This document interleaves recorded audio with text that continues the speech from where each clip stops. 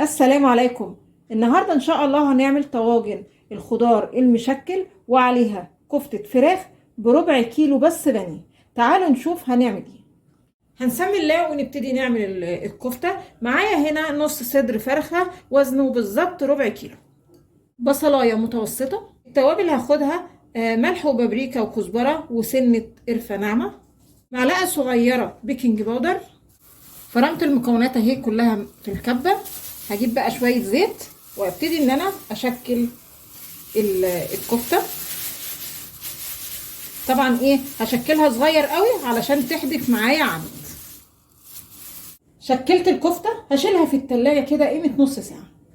معانا سمنة او زيت وهننزل كده ببصلة مبشورة، معاها هريسة فلفل. بعد البصل ما خد تشويحة هنزل بقى بالخضار اللي عندنا،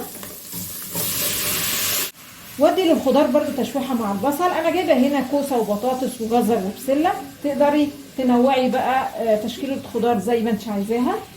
بعد الخضار ما خد تشويحه هنزل بقى بعصير الطماطم، وبعدين هنزل بكوبايتين ميه، وتقدري بدل الميه تحطي شوربه فراخ. واظبط الملح.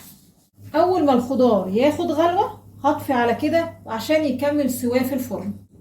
هفرغ بقى الخضار في الطواجن وما يبقاش كله خضار، يبقى برضو خضار على شوربة علشان يكمل سواه يعني في الشوربة في الفرن.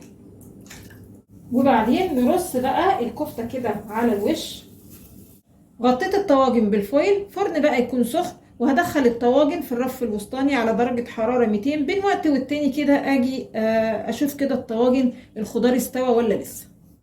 كده الطواجن جاهزة، ما خدتش وقت في الفرن. اول ما استوت طفيت الفرن وبعدين شغلت الشواية لغاية بس الكفتة بتاخد لون، بس ما شغلتش الشواية كتير علشان الكفتة معانا وشها كده ما ينشفش. تعالوا بقى نشوف ايه الاخبار. عايزة اقول لكم الريحة زي ما انتم شايفين اهو، الخضار كله مستوي اهو، وكمان الكفتة مستوية وزي الفل اهي. يا رب النهاردة الوصفة تكون عجبتكم، ولو عجبكم الفيديو فضلا الاشتراك في القناة.